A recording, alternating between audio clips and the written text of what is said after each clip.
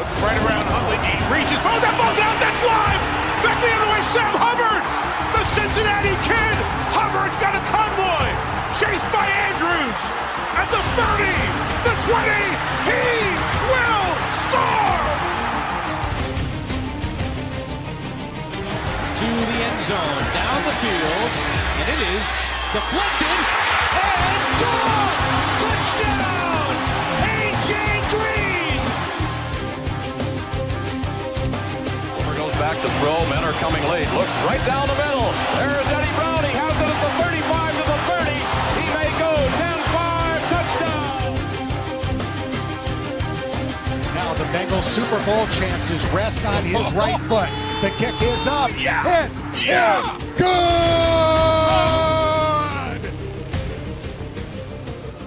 Corey Dillon, he's gone. The knockout punch, you're looking at it. 65 yards. And they're back to throw as the blitz is on. Goes long, intended for Collinsworth. He has it down to the 20, touchdown. And Chris Collinsworth. Throwing the long ball. Deep down the field. Chad Johnson's got it. Touchdown, Cincinnati. Look at Chase go.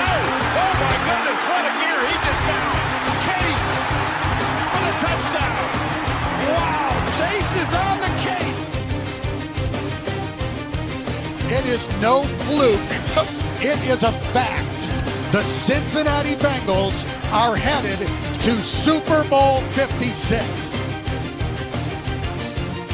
The play clock at 3. Shotgun snap. Carr throws into traffic. Intercepted.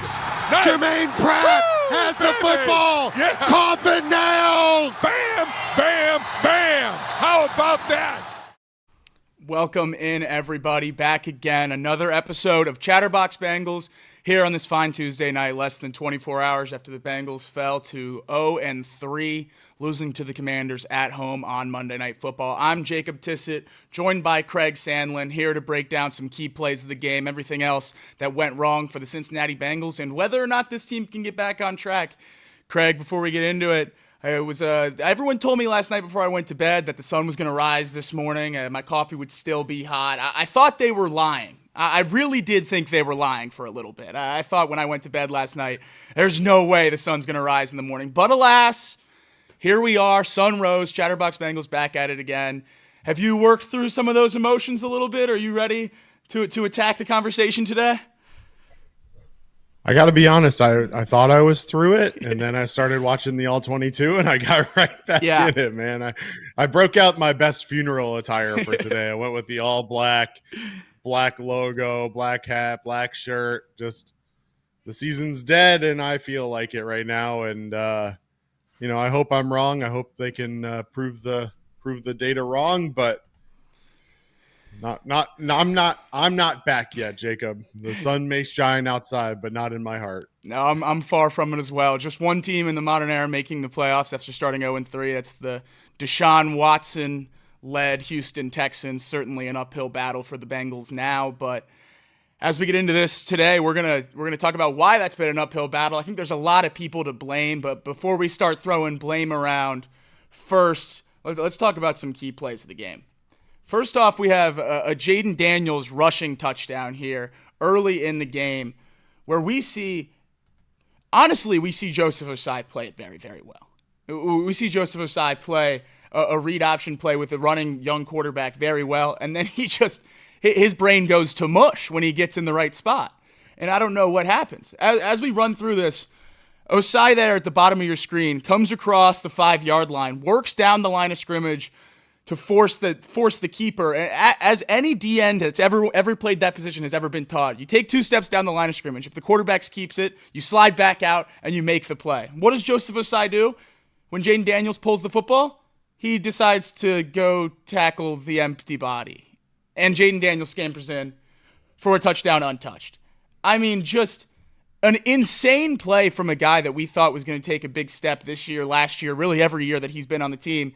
He's a guy people have been incredibly excited about, and outside of the penalty at the end of the AFC Championship game, we haven't really heard his name called in stripes a whole lot. Obviously not called there, as he doesn't make a play that you'd think even the most average NFL defensive end would make. I was shocked to see that one, in all honesty, when I watched it back. I thought it was a bad play watching it live, but man, watching that back, we're going to need more out of Joseph Ossai, and it's tough that we're already down the list pointing at him on film, because all the guys ahead of him, not named Trey Hendrickson, haven't looked very good rushing the passer anyway. I'm sure we'll talk about Sam Hubbard in a little bit, but if Joseph Ossai is going to look like that against the run, and we know how bad, Zach Carter, Sam Hubbard, a lot of those interior guys and the rest of the edge guys have looked rushing the passer, I don't know what the Bengals' hopes are on the defensive line, because this is a guy that you thought was going to be able to contribute at the very least as a solid rotational piece in this defensive line. And if you're making plays like that,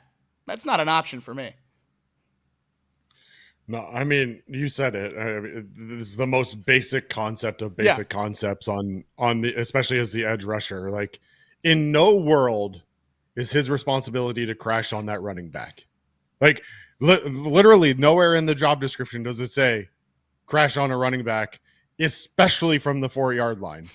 Like, if this is 4th and goal from the 1-inch line and you're do or die, you got to make a decision. Maybe I can live with it. But your 1st and goal from the 4-yard line, you have one job, and it just, like you said, his brain went to mush. I don't really know what he saw there. I'll give Jaden Daniels a little bit of credit. It felt like he did a pretty good job of following through on his fakes and hiding the ball a little bit. But like, you could see it in that replay there. The ball's literally in his gut. He's holding it right here with 2 hands right in front of him. I don't know what Ossai is looking at. It just, it goes to some of the conversation we had otherwise regarding lane integrity. And it has to do with the pass rush. It has to do with the running game. It has to do with everything.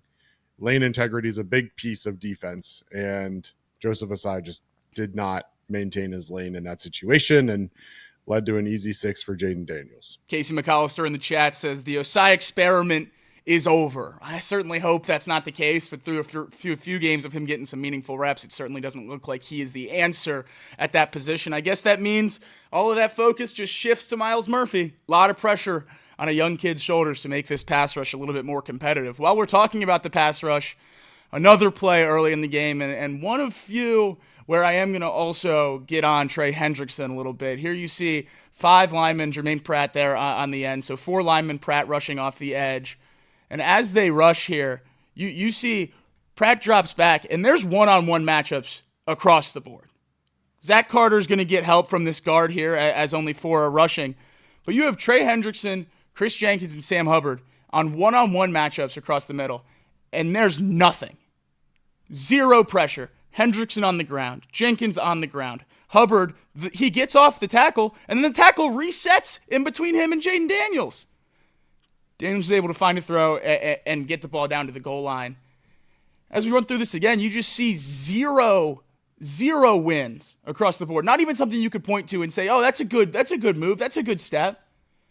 This defensive line and pass rush has been atrocious so far this year. Trey Hendrickson's played great. I know that's a bad example. He's been a very, very good player for this team. But I don't understand how this pass rush continues to be so bad. Sam Hubbard, over 6 yards away from Jaden Daniels on his average attempt to pass yesterday. That's an insane stat. That's almost hard to do. You have to be trying to get away from Jaden Daniels. You don't start that far away from him on most snaps. I don't understand how everyone is so bad across the board here when it comes to beating the O-lineman in pass rush situations, because they can't do it. None of them can.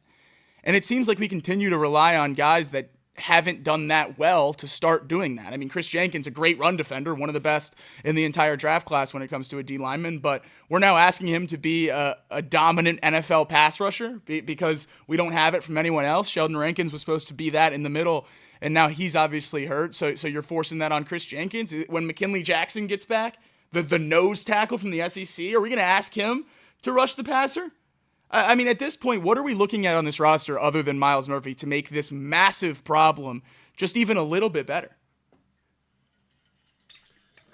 Look, I watched that play and I have so many thoughts. And Part of it is I want to admit up front, I don't know what the play call was. I don't know what the play design is, right? Like they may be playing a contained defense where they're not trying to get to the quarterback and they just want to make sure that Jaden Daniels doesn't beat him. Because if you play it back, I'm pretty sure that's a goal to go situation and they're on the 9, I believe.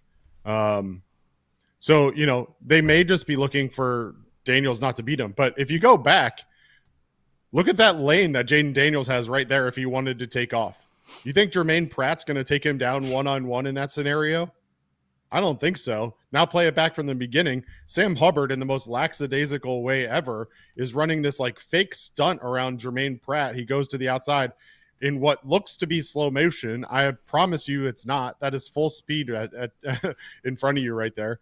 He goes way outside to begin with. So it almost is like it's a QB contain call, and that doesn't make any sense to me either. So we talk about defense and we talk about play calling. We talk about some of the decisions that were made last week, and we talk about just knowing situations. We're going to talk about another one later on and knowing the situation. Like it just, I don't get it. Whether Sam Hubbard was intended to rush there or not, when it was first brought up to me, I wasn't necessarily on board, but the more I watch it, he may be better suited putting on some weight and moving to the middle. At some He's point, slow enough as it is. Like he may just have to do that. Yeah. And maybe when Miles Murphy comes back, they can start experimenting there.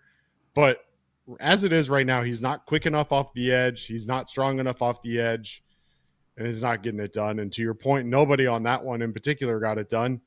And you mentioned it and said, Sam Hubbard, 6.22 yards of separation at release. Trey Hendrickson wasn't much better yesterday, 5.46 yards. I mean, when Jay Tefeli is leading the way at 4.71 yards, which is over league average, you're not getting the job done. And we talked about it coming into the week, how this was going to be a big opportunity for Trey Hendrickson to continue his reign of terror going up against another rookie right tackle in Coleman, and it just didn't get it done. And didn't get it done all day. Commanders offense goes and doesn't punt the ball a single time. They've now gone back-to-back games without a single punt. And maybe we need to be tipping our cap to the Commanders more. It's pretty good college offense. Games, maybe it's better than we really thought. Maybe Cliff deserves another look at running an offense. But either way, the thing that stands out to me, regardless of what the play call was, is just the effort and the lack of lane discipline. And if the call there is a contain, then your middle of the interior defensive line is not doing its job by getting in its lanes, because that was a wide open throwing lane for Jaden Daniels. He could have taken off very easily. He could have made a play there. So it just goes to the overall conversation of what are we doing here? And the more and more we watch, I just don't know. And the bigger problem with that play, especially, and you pointing out Hubbard's effort, or what seems to be poor effort on the play, I don't want to bog down the key plays segment with just watching guys run around the field, but we could have spent 5-10 minutes on Sam Hubbard clips where it seems like he's either jogging or overrunning a guy, and just poor fundamentals where he's not locked in or not given 100% effort. It's becoming a broken record with him, where either he's just simply not good enough and he's trying to overexert himself to cover up that distance between where he wants to be and where he actually is, and it's making him a worse player or whatever it is. But I don't think Sam Hubbard's a good enough edge rusher to be a starting edge rusher on a championship team anyway. And I think at this point, he's starting to realize that, and he's trying to overcompensate and figure out other ways to help this team that are outside of the traditional role that he's being asked to play. And it's hurting the team, and it's making his stats look even worse, because I've been anti-Hubbard for a little while now, I guess, but I don't think he's this bad. I don't think he's nearly as bad as we've seen through the first 3 weeks. He's one of the worst edge rushers in football. And that's just not who he is. I'm not expecting him to be TJ Watt or Myles Garrett or even a shadow of Trey Hendrickson. But I before he got hurt last year, he was pacing a career season. I know he can be better than what he's showing right now. I don't know exactly what it is that's causing this. But like you said, moving him inside is something I know a lot of people have been asking about. I've been on the train a little bit as well, but I just don't know how you can keep walking him out there. If he's not going to give you anything as a pass rusher, I don't know how you can keep walking him out there and expect the locker room to stay on that side of the ball, the locker room to stay up and say, okay, they're giving us the best chance to win by putting the best guys on the field. Because if he's going to rank in the 120s of edge rushers, then I'm not interested in seeing him out there for most of the snaps. That's just not a way. You have to be able to go find someone better. If it's a free agent or whatever, Lawrence Guy had a better pass rush win rate this week than Sam Hubbard. We picked him up on Wednesday. So go get another one, I guess, if that's what it takes. But they have to fix this defensive line, and that's not the main takeaway from this next play. Obviously, the biggest sequence in the game. Yeah, real quick before you run that, Okay. I just want to say, look, Sam Hubbard doesn't have to be great. The interior doesn't have to be great, but they have to force the offensive line to think about them. Yeah. And what we saw last night was Trey Hendrickson being double teamed time and time again. It wasn't in that clip, obviously, but he was double teamed several times last night because there's zero concern about anybody else on the defensive line. And so Trey Hendrickson is just going to continue to get pushed out of the picture because they're not worried about anybody else. And so ultimately, whether it's through schemes and blitzes, they're going to have to do something to free up Trey Hendrickson, because otherwise, if they continue to rush 4, Trey Hendrickson's just going to be taken out of the picture without any sort of effort. And that may very well be why the 2 interior defensive linemen were shifted to the right on that play with Sam Hubbard by himself, is because they're trying to eat up that double team. But they're going to have to do something. And they didn't blitz a ton last night, but that may be something that they may have to do a little bit more. Yeah, inexplicable why they didn't blitz more last night with the struggles of, the defensive line getting pressure and Jaden Daniels just carving them up when they didn't blitz. That'll never make sense to me. But it's the same thing we talked about with Jamar Chase through the first 2 weeks, how you need T. Higgins there so the defense can't just lock in on him and erase the one threat because they don't respect anyone else. That's what's happening on defense right now. People understand Trey Hendrickson's a top 3, 4, 5 edge rusher in football, and they're going to take him away because the Bengals don't have another top 50 pass rusher. And until they get something that other teams respect, it's going to keep being an issue. And if Trey Hendrickson can't wreck games, then I don't know what this Bengals defense is going to end up being. But we'll move off of the pass rush at least a little bit now. To your point though, I mean, Jaden Daniels last night, when the Bengals did not blitz, 15 of 15 for 202 yards. Yeah. So, I mean, it wasn't great when we did blitz. Don't get me wrong, 6 of 8 for 52 yards. 2 incompletions. 15 dropbacks without a blitz on a night like last night just didn't make a whole lot of sense. So, anyway, let's look at this this fun 2nd and 20 sequence. So this is the 2nd and 20. The Commanders are going to start off with a little screen pass. I want you to watch Logan Wilson and Mike Hilton on this. This is one of my favorite clips watching. Logan Wilson, obviously in the middle. Mike Hilton is over the slot receiver. They're going to run the screen. Mike Hilton is going to settle down, get ready for the tackle. Logan Wilson's just going to come in out of nowhere and just blast him. You can see it better from the end zone angle, but Logan Wilson just takes his own man out on that play. And then shout out to Geno Stone, absolutely lays the rock down. But again, Geno Stone gets up talking a lot. I was actually nervous for a personal foul penalty there. Didn't come, which is good. They move another little screen pass. Again, run that back a little bit real quick, if you can. More. I want you to notice where Diami Brown is first contacted and where he ends up. So Diami Brown first contacted right there around the 44-yard line. Now watch where he comes down.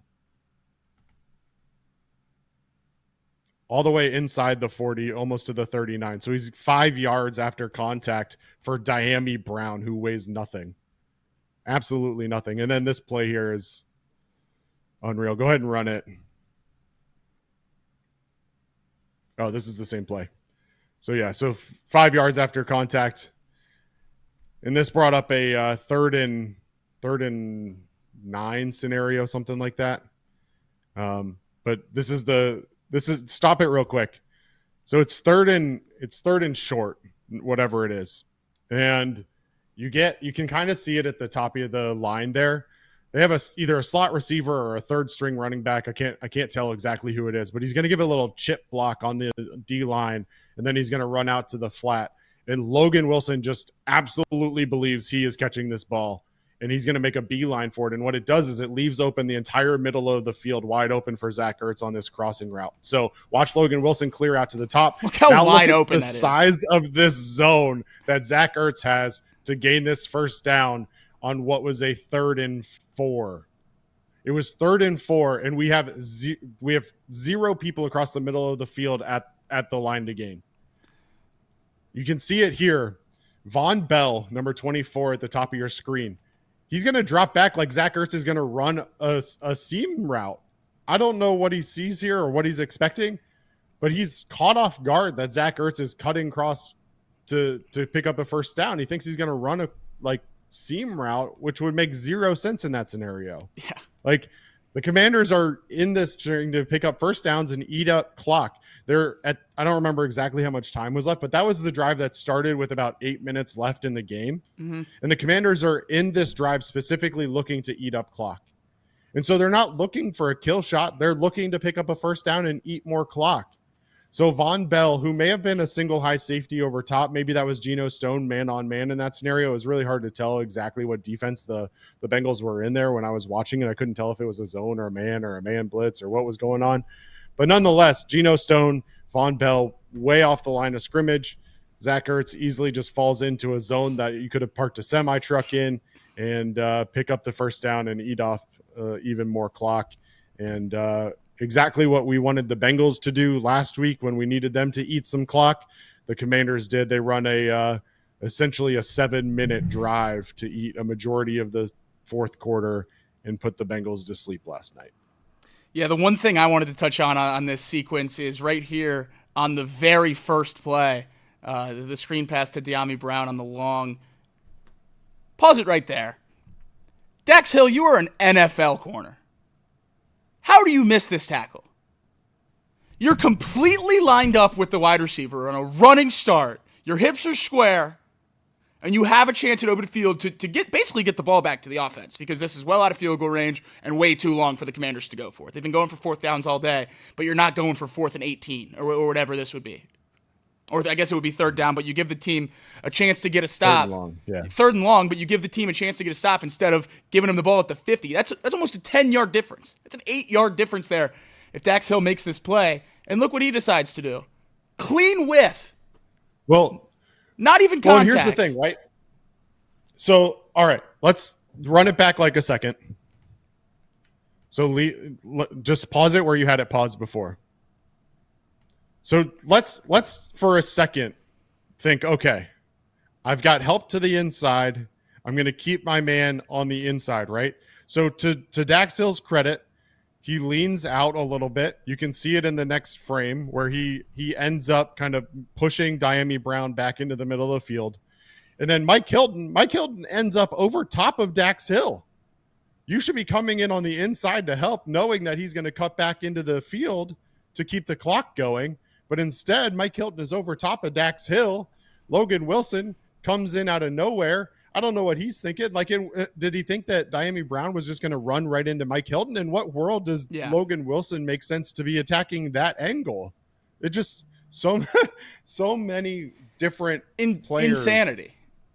And that's been the issue with this team basically all year, is the tackling. And it's the outside corners. And Dax, in all honesty, he's been okay in coverage. 3 games, his first 3 games at outside corner in the NFL, he's given up 8 catches for 83 yards so far this season, but it's just not pretty. And I think Cam Taylor-Britt being what he's been a little bit has hurt Dax in where teams are not going to throw at Cam, because obviously a bomb to Rashee Rice touchdown against the Chiefs last week, and then a bomb to Terry McLaurin this week, but still one of the top cover corners in the league so far this season. They're just going after Dax Hill. We saw the Patriots do it, and we saw Jaden Daniels and the Commanders do it here. I'm going to put up Jaden Daniels' pass chart by Next Gen Stats this week.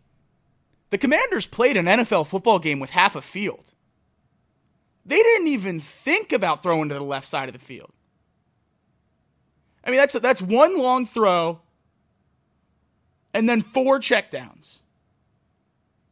One of them is a touchdown pass to an offensive lineman. You're not attacking the left side of the field at all. Everything is to the right side of the field, to Dax Hill. At some point, I think he is our best option, honestly. I think he's played well enough in coverage that I think he still is our best option. The tackling's a major issue, and I never can understand why tackling is a major issue in the NFL. You're getting paid millions of dollars to play football. Tackle. Put your pads on somebody. Be physical. Act like you want to be there. It seems like this defense is going through the motions, trying to protect themselves or protect something. I don't know what, but they're not flying around the field and hitting people like defenses should. And I don't know what else can change. And I think that's why I'm so down on this team right now, long term, just for this season, is because I don't know what changes are even able to be made to fix the problems that we have, other than guys taking massive steps at positions they haven't played for very long. I really don't know. I really don't know what can change for this team other than the offense scoring 40 points a game. Yeah, look, that spray chart's funny. So imagine the defense on that side of the field, right? So you've got Von Bell, Dax Hill, and Jermaine Pratt. Okay. So the Bengals, for the most part, ran zone coverage yesterday. I mean, if we're being honest, most of the day was zone. Let Jaden beat you, find the zones, which he did. Credit to him. And I realize that this is going to sound ridiculous when at the end of the day, Jaden Daniels was 21 of 23 for 254 yards. But 10 of those completions, he was 10 for 10 against Von Bell, Dax Hill, and Jermaine Pratt. 10 for 10 for 147 yards against those three. That's not good enough. And Geno Stone, Cam Taylor-Britt, like, to their credit, the 2 incompletions came against those two, Geno Stone and Cam Taylor-Britt. Cam Taylor-Britt was only targeted twice on the day. One of them happened to be that 55-yard bomb to Terry McLaurin. But it's just when it's that glaringly obvious that you can pick apart that side of the field, or conversely, if it's that glaringly obvious that the offense is picking apart that side of the field, why are you not doing something to try and change it defensively? It goes back to what I said last night. Lou Anarumo, who for many years I felt like was one of the better halftime adjusters in the league, has not shown that to me this year. Not at all. And certainly didn't show it last night. Last night didn't make any adjustments. No. And it was not a good showing overall for the defense, both from a coaching perspective and from a player perspective. Before we get deeper into that, how bad it really was for the defense yesterday, one positive on the key plays of the game, and I think it was something that all Bengals fans were really, really excited to see, and it's that Joe Burrow was back. I mean, this was a Joe Burrow that we knew and loved, the Joe Burrow that we paid $55 million a year, and you see it right here late in the game. Joe Burrow in the shotgun takes the snap, and the pocket collapses basically right away. Ted Karras is on his heels being pushed back into Joe Burrow's lap within the first 2 seconds of the play. There's no chance for Burrow to get comfortable whatsoever. And then he begins to throw. He cocks the ball back to throw as the D-line is getting pushed into his lap. And as you see there in the top left-hand corner of your screen, Jamar Chase not even looking at the ball yet. Hasn't even turned around. The connection between those two is so seamless and so clean that I really just don't think there's anything better in the league when they get rolling. And you see Burrow just rip it off perfectly to Chase in the middle of 4 Commanders defenders. A perfect square around Jamar Chase. He's able to find the middle of the zone. Joe Burrow ends up on his back, but still delivers the throw. A great play from our quarterback. A play that at the time gave us a little bit of life. Really just great stuff. And honestly, something that we haven't seen through the first 2 weeks. Saw a little bit better against Kansas City, but we talked after week 1 especially that even when there wasn't pressure, Joe was acting like there was. He had antsy feet. He was rolling out too early. He was throwing checkdowns before he needed to. And it couldn't have been more different last night. He was absolutely incredible. I have his passing chart as well. I'll just throw up briefly, and it's pretty. I mean, it's really pretty. That's a really good game. 324 passing yards, positive EPA per play, 3 touchdowns. using the middle of the field, using both flats. It's a really good game for Joe Burrow, and it feels great to say that after 2 weeks when there was some concern. I know both of us had said to trust him and that we were going to be okay, but at the end of the day, there was definitely, I could understand why some fans were concerned, and with throws like the one we just had and a passing chart utilizing the entire playbook, I think any concern about Joe Burrow can be thrown out the window, except maybe that hair color. Maybe he should dye it back. Look, Joe Burrow against the Blitz last night, 10 for 10, 156 yards and 2 touchdowns. Yep. I don't really think that you could have asked for anything more of Joe Burrow. And for the national media, there was a certain someone that won't be named this morning that decided he wanted to blame Joe Burrow for the loss. And Joe Burrow didn't do enough. And look, me and you have talked about the lack of finishing in the red zone. We know that was a problem last night. They ended up, I think, 2 for 4 in the red zone, settled for 2 field goals, one of which was a miss. But look, at the end of the day, Joe Burrow did what he had to do. I don't think anybody can sit there and say that 29 for 38 for 324 yards, 3 touchdowns, no interceptions shouldn't get the job done. That should be a dub every single time. And it just wasn't last night, and it came back to defense and converting in the red zone. And you shared. Sorry. Go ahead. Oh, I was just saying you shared a disgusting stat at the end of the show yesterday. I was going to bring up again, but finish up. Again, I am not an NFL coach. I don't pretend to be one, and I am not going to sit here and act like I know what they saw in film coming into this week. I'm not going to act like I know what conversations were had and all of these things. But Lou Anarumo has been the Bengals defensive coordinator for 6 years. This is the 8th time that he's allowed 1 punt or less in a game during those 8 years. The Bengals are 2-6 in those games. Yep. 23 times he's allowed 2 or less punts in a game. The Bengals are 5-18 in those games. So ultimately, the Bengals' success largely comes down to the defense. And the offense we know is going to be there, but the defense has to make stops, and it just didn't happen. Go ahead with the stats. Just building off those punting stats while we're on that before we get to the other one, Bengals have not punted on offense 3 times in Joe Burrow's career. They're 1-2 in those games. Last night and then a game against the Browns where the Bengals scored over 30 points in both outings.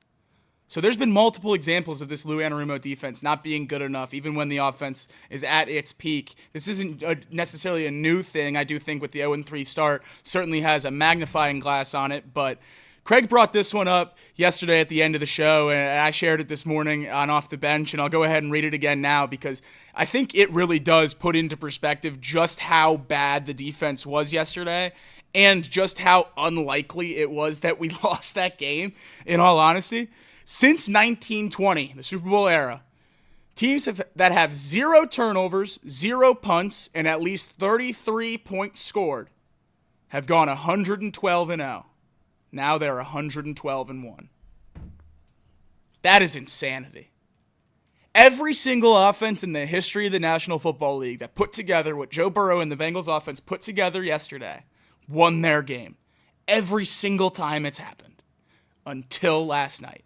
And that's why at the end of the day, it's so crazy that a lot of people were saying how much the offense needed to improve or that there was some sort of blame that relied on the offense. I think some level of concern about the red zone success is definitely warranted because it's a problem that's been apparent for a couple years now. It's something that continues to be somewhat of an issue with the Bengals. But if your top 20 takeaway from that game last night was that the offense is any kind of a problem, I don't know what to tell you. I was overjoyed by what I saw from the offensive side of the football, and the running game was incredible, and all that was phenomenal. And the first 11 issues I have with that game were on the defensive side of the football. And then, honestly, let's go to special teams because that all comes before the offense as well. And I think after a touchdown, being a touchdown favorite and losing in primetime on your home field, that might be enough positivity. Craig, let's get into the defense here and just how bad it is. That's enough for the positivity. Yeah, I think it is. Because there's not much to be positive with about this defense. We touched on the secondary and how much they struggled so far. We touched on the linebackers and how much they struggled in that game especially. We thought through 2 weeks that the linebackers might be back, that Jermaine Pratt and Logan Wilson might have been back to their original form, that Super Bowl run form, the version of those players that we were so confident in extending for bigger money off-ball linebacker contracts. But that wasn't the case on Monday night. They both played pretty poorly. Jermaine Pratt almost saved the whole night by forcing a fumble at the end, but then Jaden Daniels recovered his own lost ball. I don't really know how many players I can point to on this defense and say I believe in them long term. I think Cam Taylor-Britt, obviously one deep ball in both games that has been a big-time talking point, but really only because he's made it a big-time talking point by putting the spotlight on himself in the pregame leading up to the game during the season so far. He's been great. I think I have a lot of faith in him long term as an outside corner, but outside of that, Trey Hendrickson's aging. We know he's been great, but I don't know how many other pieces on this defense I'm incredibly confident in long term, and that's really what scares me with this team, because when you've already paid your quarterback, when you're working on paying your wide receiver, both being Burrow at the time and then presumably Jamar Chase when he gets done, the highest paid at their position, you can't go pay established studs on defense. You have to draft them and hit. And we've seen the Bengals pour a lot of draft capital into the defensive side of the football over the last few years, and they've hit on just about none of it, which is honestly quite startling. And I think that's what we're going to get into with the Duke Tobin topic coming up. But just defensively overall, what, if anything, do you think there is to build off of for this team, and where are any bright spots? Oh man, I that's a tough one right now. Yeah. Look, bright spots are going to be tough. Look, here's the thing. Last night, Jaden Daniels picks them apart, right?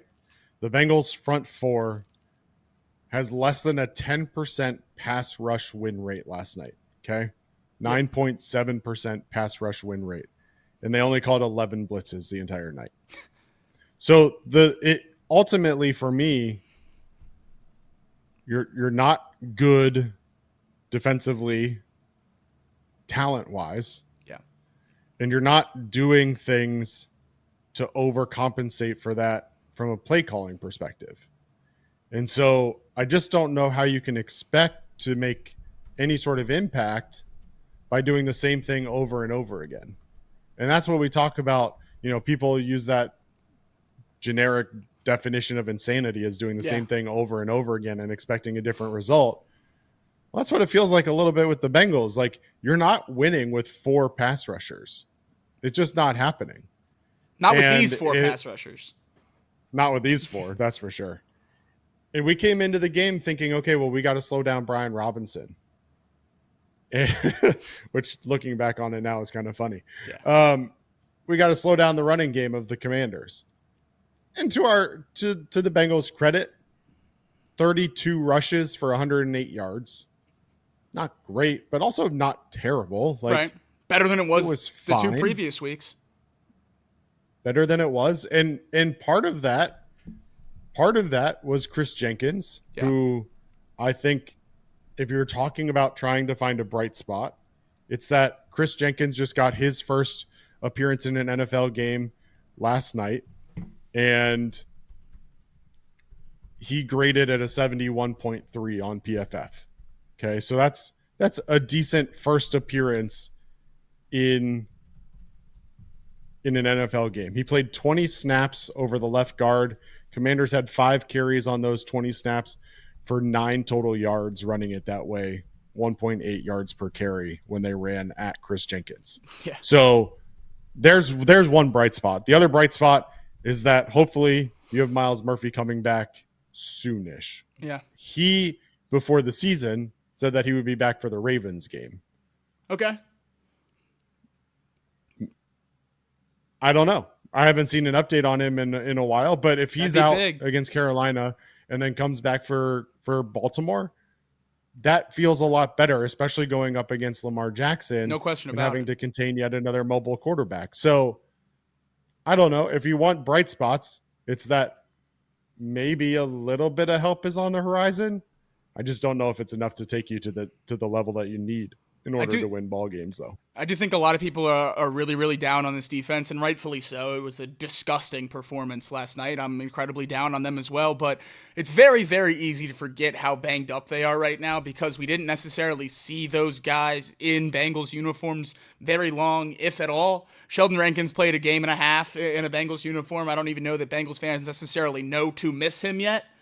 And he's not out there. That's a major free agency signing that was supposed to address that issue. Chris Jenkins, his debut game in the NFL, an early draft pick that was drafted, again, to assess the run defense issue. He's a great run defender, the top-graded run defender among interior D linemen on many boards going into the draft, and the Bengals drafted him for exactly that.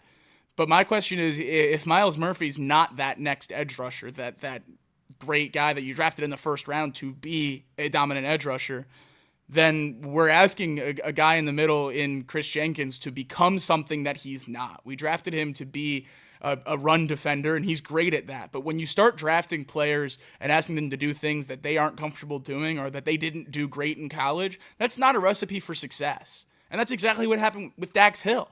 We drafted Dax Hill and then just threw him into the fire, asked him to replace an all-pro safety without losing a step as we continue to try to compete for a Super Bowl. When I say that out loud, do you guys understand how crazy that sounds? We drafted a guy who didn't even play safety in college to fill in for an all-pro safety a year after we went to the Super Bowl. And we expected him to not miss a step. That's insanity. This guy was predominantly a nickel corner at Michigan. Could he figure out how to be good on the outside? Could he figure out how to be a Mike Hilton replacement whenever he ends up leaving? Yeah, sure, maybe. That'd be great. But that's not what you drafted him to do. You drafted him to be a safety, and you missed on that. If we miss on Myles Murphy, how many teams have been to a Super Bowl and then miss on their next two first-round picks and continue to compete? I certainly don't have a list in my head, but if I had to guess, that's not a long list. When you pay your quarterback, when you pay other positions, you have to hit in the draft, and that's what other teams have been able to do. We see the Bills competing right now, right away. They just dominated the Jaguars last night. I think anyone, if you ask them before those games kicked off, who's the better team, the Jaguars or the Commanders, everyone would have said the Jaguars was a better team. And the Bills ran them off the field without breaking a sweat. And the Bengals lose to the Jaguars, the Bengals lose to the Commanders, both putting up 30 points because the defense doesn't even put up a fight. The Bills lost both safeties, both middle linebackers, their number one receiver, and still somehow they were able to address those needs in the offseason and in the draft, give their star quarterback enough to work with where he's able to go out there and compete, and look, they're 3-0. Whereas we lose a couple star players here and there, and we're 2 years down the line still trying to figure out how we're going to replace them. It's just not a championship setting. It's not a championship philosophy. You need to have better plans to assess the damages that you lose in the offseason because it's going to keep happening. You're going to keep losing guys that are crucial. Who's next on the list? It's T. Higgins. He's probably out of here this offseason. How are you going to replace him? Are you just going to cross your fingers that Yoshivas takes another step? Because that's what they continue to do. The Bengals just continue to cross their fingers that maybe they're going to luck in to a home run pick or a free agent signing is going to play so much better than any expectation. Because in all honesty, what happens if Trey Hendrickson's even just a little bit better than expectation and not 5 times the guy we expected him to be? Where's this defense now? We have not seen the Bengals really take an ironclad, like, this guy's a lock to be good approach in free agency or in the draft on defense. You took a flyer on Dax Hill. I know some people say Myles Murphy, he was a guy that fell earlier in the draft, but he was falling on draft boards all draft process because there were concerns. I'm certainly not anti the Myles Murphy pick. I think it was a great pick, phenomenal value at where you're picking, but that it's sort of a luxury pick where you make that and you swing on a guy if you have other things secured. The Bengals don't have a whole lot secured at all on the defensive side of the football. And I think Lou is a big problem and a problem that people are just now starting to talk about because we've seen since Jesse Bates left that this defense has taken a big step back, and we gave him the benefit of the doubt. We said, you lost both safeties. You lost Von Bell. You lost Jesse Bates. You're going to have growing pains with young guys. And maybe the players just aren't even good enough. That's fine. We'll give you time to rebuild, get your guys in there, get the system in there. And then now we see this year how ugly it's looked so far. Whether Lou doesn't have it anymore, I don't know that I necessarily go that far, but sometimes you just need a change. And I think this defense, we're just 0-3, still, 14 weeks of season left, a long time to look back at these clips from these first 3 weeks and think we all look like idiots talking about how bad this team is, how bad the coaching staff is, and everything like that, because I'm sure if we did this show the last 3 years, I would have had some very similar takes after an 0-2 start, and we would have been able to clip it up in the AFC Championship and say how dumb I am. But this one feels a lot different, and it feels like the coaching staff, and Lou Anarumo especially, does not have these guys ready to go. You talked a lot about safety position. Meanwhile, Jordan Battle ranked 12th out of 104 safeties in run defense grade last year, and he's gotten a total of 1 snap this year. 1 snap officially.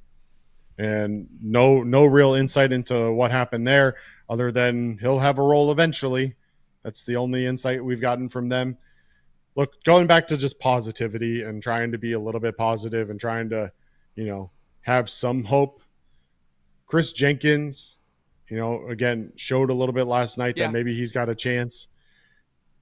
Next week, we're going to have Gridiron Grading off of X.com join us for a show and talk a little bit about the grading of the draft and how the Bengals have performed over the last several years. He had a note from the draft this year. Chris Jenkins was his number 43 overall prospect on the draft board, a high second-round grade. He was a 90th percentile athlete overall, and he graded number 1 overall in run production score out of the 59 interior defensive linemen that were graded in this past year's draft class. So he has the chance to contribute. Absolutely. And I'm excited to hear from Gridiron Grading next week to talk about the rest of the efforts that have happened by Duke Tobin in this front office, because I know you guys talked about it a little bit on Off the Bench this morning. But when you run through the list of defensive draft picks by this team since 2020, it's not super pretty. You've spent first-round draft picks on Dax Hill and Miles Murphy. Second-round picks on Cam Taylor-Britt, who obviously is looking good. DJ Turner, who's not playing, and Chris Jenkins, who looks decent, but it's still early. Third-round picks, Logan Wilson seems to be a cornerstone, but Joseph Asai seems to be a miss. Zach Carter, not looking great. Jordan Battle had a good first year and then apparently doesn't play for the Bengals anymore. And McKinley Jackson in the third. ADG, Tyler Shelvin, Cam Sample, Khalid Kareem, Tyson Anderson, Josh Newton, Cedric Johnson, Marcus Bailey, Wyatt Hubert, Jeff Gunter is retiring, DJ Ivey, Dejon Anthony. If you're not going to sign people, right, you've got to hit in the draft. You've got to hit in the draft. Yeah, it's all it comes down to. Is if you're not going to sign them, you got to hit. It's the only way to be. This front office just enough. Hasn't hit. Right, exactly. Yeah. And they continue to not hit, and they continue to not change their draft philosophy. They continue to swing at guys that are not consensusly highly rated. They continue to rock with their own board instead of anyone else, which is fine. I'm not saying to always trust the experts. But when your board consistently does not work, I think there's a bigger issue there. Before we move into Duke Tobin, continue talking about the draft, one positive I wanted to say about the coaching staff and really just bring two things together and make sure everyone's kind of on the same page here. I see a lot of people, and it's the same people making both points. I see a lot of people saying how great Joe Burrow looked last night, how great the offense looked last night, how everything falls on the defense, and how if you blame the offense last night, you shouldn't be talking like that. And I 100% agree with them on that. I think blaming the offense last night is a crazy take in any way, shape, or form, no matter how you slice it. I also see those people wanting Zach Taylor fired when he's the one that runs the offense. Does the offense look great or does it not? Because I think if you really do want to just blame the defense, then there should be a lot more tweets with Lou Anarumo's name in it than Zach Taylor's, and it's the exact opposite. You scroll X.com right now, and it's a whole lot of people mad at Zach Taylor. I think his side of the ball has looked pretty good. Week 1 was ugly, but we went through that film the Tuesday after, and we talked about how we didn't think Joe Burrow was playing like Joe Burrow. And how are you supposed to call an offense with Jamar Chase? You found out he was playing on Sunday morning. No number 2 wide receiver in T. Higgins, and Joe Burrow seemingly played with one arm tied behind his back, per se, moving at half speed. And the Bengals almost come away with a win. Week 2, you turn around, you go to Kansas City, and you roll. The offense looks very good. The offense virtually wins the game. And then you have a defensive penalty at the end that sets up a game-winning field goal. You lose by 1. And then last night, you have the offense put up 33 points. There's not an NFL game in the history of the world that is lost with the stat line the offense puts up last night. I think Zach Taylor's getting a lot of flack for a slow start, and I don't think this is necessarily a slow start. I think the offense has looked good right out of the gate, when the guys got up to speed, and whether you can point to whether or not they should play him in the preseason to avoid that, little spinning of the tires in week 1, then sure, we can have that argument. But I think to take away from last night's game that Zach Taylor should be fired when he's the one that's calling an offense that put up 33 points and looked pretty good, I certainly don't subscribe to that line of thinking. The only thing I'll say is that, Zach Taylor also is the one that allowed New England to beat them. Yeah, no, you're absolutely right. Offensively, they didn't look good week 1. The only other thing I'll say is that Zach Taylor basically controls this roster. We have Duke Tobin on this list, and Duke Tobin deserves a lot of the heat that he's getting today as well. But Duke Tobin's been with this team since 1999. The Bengals front office has historically allowed their head coach to have a very heavy say in roster construction. At some point, Zach Taylor has to acknowledge that this roster, especially on the defensive side, is not built to succeed in today's NFL. We've seen the resurgence of the running back in the NFL this year. That's certainly not going to happen for the Bengals. We have a wide receiver core where the top 2 wide receivers, both of them are wanting new contracts. Yep. One of which may walk next year. We don't have an opportunity to backfill that because you've got to focus on the defense so much too. And so ultimately you've entered into this cycle where because you haven't been able to draft well year in and year out, outside of a few key hits when you had top draft picks, it just hasn't panned out. And there has to be accountability for that. And the other piece of it is that he has to hold his staff accountable. That's right. And as of right now, whether it's Lou, whether it's D-line coach, whether it's whoever, this team has to take accountability. And Zach Taylor may have to do something to show that he's holding these people accountable if he wants to get off the hot seat and out of the Cincinnati Bengals fans' crosshairs. Because right now he's going to stay there until he shows that he's willing to let somebody else bite the bullet for it. Yeah.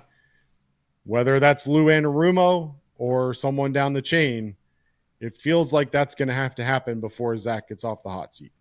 Speaking of that accountability, obviously a lot made throughout the week and the week before against Kansas City as well about Cam Taylor-Britt talking to the media and the different sound bites that he's given throughout the weeks, saying Xavier Worthy can only run in a straight line before the Chiefs game, saying Cliff Kingsbury runs a simple intermediate passing college offense before the Commanders game. Zach Taylor after the game had an interesting quote about it and then followed up by what Cam Taylor-Britt said as well, seemingly doubling down on the take.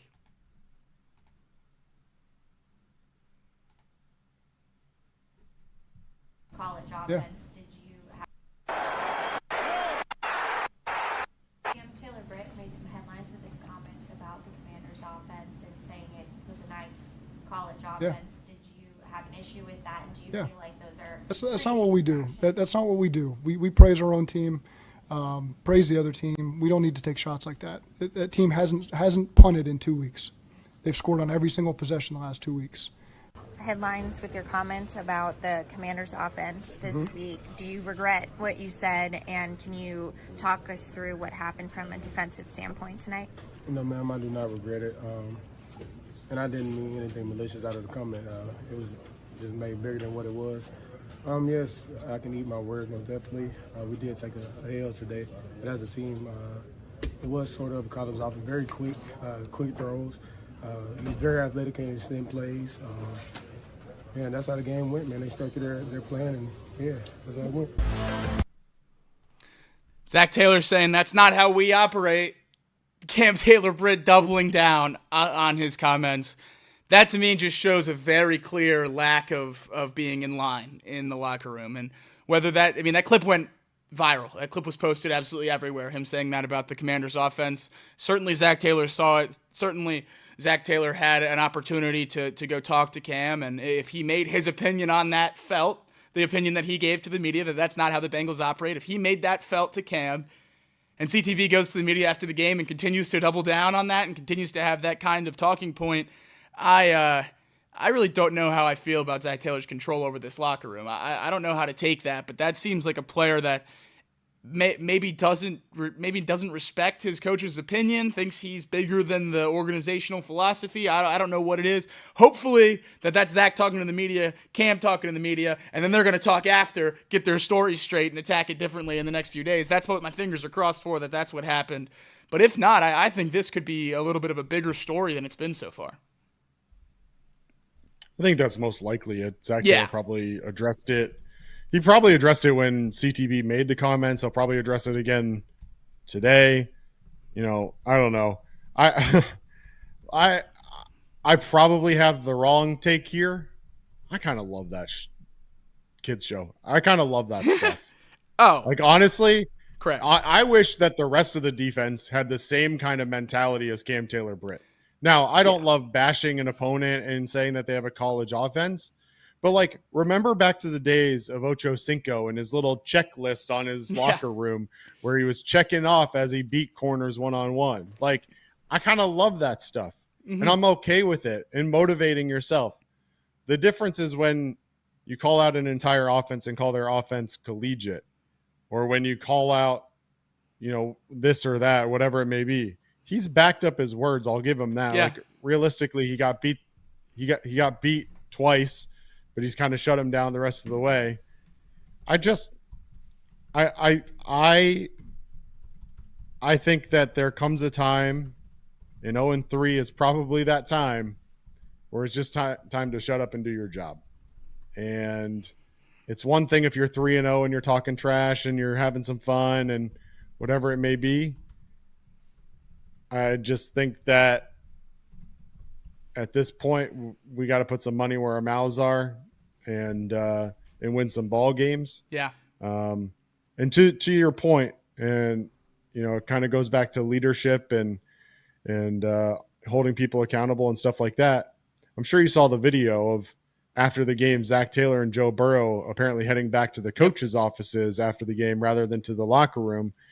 And then Joe Burrow afterward saying, it was a very positive conversation. We're not happy but where we're at, but it by no means the season is over. And then he also went on to make a comment during his press availability saying that he has to do some, quote, critical thinking moving forward and decide what kind of leader he wants to be. So interesting comments from your franchise quarterback after a game where, again, he was not the problem. So a lot of interesting things have come out of this loss, and ultimately 0-3 will do that to you. But the question now turns to, is there hope? That's right. And stats would tell you that there is a 36.4% chance of the Bengals making the playoffs, according to ESPN Analytics. Cincinnati has the fourth easiest remaining schedule in the league. So, Jacob, are you buying or selling a 36.4% chance of making the playoffs? So that would mean we have to go 10-3 the rest of the way, at least, right? In the AFC, probably. You're going to need double-digit wins to get it in the AFC, if I had to guess. So that would mean 10-3 the rest of the way. I'm not going to be able to sell this team 3 weeks into an 18-week season, 17 games, where we thought we could win a Super Bowl. I can't do that. You have everything in front of you. You haven't played a divisional game yet. 2 of these 3 losses are to NFC teams. Or, sorry, the Patriots and the Chiefs are AFC teams, but 1 loss to an NFC team. So only 2 games down in the conference if we get to a point where tiebreakers matter. I don't believe in the Steelers at 3-0. You're 1 game behind the Ravens. I think the Bengals' saving grace at this point, which is why I'm ultimately buying in, is that I don't think the AFC North is the best division in football. I don't think the AFC North is very good at all. I think the Ravens are going to be a pretty decent team. I think the Bengals are going to end up carving out a pretty decent season. I think the Steelers are a joke. They're going to end up 9-8 because we can pen that in before the season even starts. And then we know what the Browns are. I think the Bengals are going to be right there fighting for this division, but I don't necessarily know that we're going to get the 2-3 teams in as we thought the AFC North was going to before the season. I think the easiest route for the Bengals, which is obviously just stating what everyone obviously already knows, is that they need to win the division. That's the easiest route to do so, and the way that you do that is you win the divisional games, and they have all 6 of them ahead of them still, and if they win all 6 of those, they'll be in the playoffs. So still everything in front of the Bengals. I'm going to buy it because if I'm doing 15 more game streams and I'm already selling making the playoffs, we're going to be in a dark spot. So I'm buying it. I'm all in. Not because he actually believes that we're going to make the playoffs. I do believe it. But because he doesn't want to do the live streams of all these games if we're not going to. That's right. I'm selling it, dude. I'm just selling it. I look at the outstanding schedule, and games that we thought were easy wins before aren't looking like such easy wins. And the way that this team has been gashed defensively, I just don't know that I trust the defense right now to be able to make stops and to win these ball games. Sure, I'm going to give the Bengals 3 of the next 4 because I'm going to stay optimistic, right? I think you can beat the Panthers, the Giants, and the Browns. Yeah. I think Lamar gashes them, and you're 3-1 after that. But then you've got the Eagles, who I know that a lot of people are giving Nick Sirianni a lot of junk right now. The Eagles are a better team than the Bengals are, whether you thought they've shown that or not. You thought Jaden Daniels and Austin Eckler was a hell of a read option to defend. Can't wait to see Sam Hubbard on the edge against Saquon Barkley and Jalen Hurts. Whoopee! Right. Yep. Then you get the Raiders, fine. Then you got the Ravens again. Then you got the Chargers, who have shown a resurgent running game, and this Bengals team has not shown that they can stop the run. So that concerns me. The Steelers, especially with the way Justin Fields has been playing, concerns me. The Cowboys and their ability to score points and the multiple weapons that they have offensively scares me. I'm not really worried about the Titans and Will Levis right now, but Tony Pollard could go off for 150 against us for all I know. Yeah. The Browns, again, Deshaun Watson not playing well, but who knows if they have Nick Chubb back at that point, what happens then? The Broncos, then the Steelers again. Like, Kirby jokingly put it in the chat last night, who finishes with a better win percentage, the Bengals or the Reds? I'm not going to tell you what my answer was. That would be a bad answer, Craig. That would be a bad answer. No, this team's going to be fine. This team's going to be fine. All I'm saying is that 8 and 9 gets you at 47%. Oh boy. Okay. All right. Well, and the Reds, I think right now are at 484 or something like that. Is that what it was? If that doesn't tell you where Craig's exactly at, I'm sure you can connect those dots and figure it out. But at least one of us here is still optimistic. Anyways, we try to find the good spots. It's a lot of bad right now with the Bengals, but we try to find the good spots. We try to point to them, and we found a few. So we're here trying to take you through it. But nonetheless, nothing changes for us, no matter whether the Bengals decide to start winning or keep losing. We'll be right back with you Thursday night at 7 p.m. to preview this Sunday's matchup as the Bengals go to Carolina to take on the Panthers. Old friend Andy Dalton at the helm of Dave Canales' offense there in Carolina. Certainly looked much better last week with him than they did with my guy Bryce Young for the first 18 games of his young career. So little bit scary going down to Carolina, an offensive line who's been one of the best pass-blocking offensive lines in the entire league so far this year. You have a quarterback who had one of the best single games of any quarterback this year, a running game where Chuba Hubbard's starting to get his legs under him a little bit. This game was one that I chopped up as an easy win in the preseason. I'm certainly not there anymore. Bengals 4.5-point favorites, but we'll cover all that and get more in-depth into this matchup on Thursday.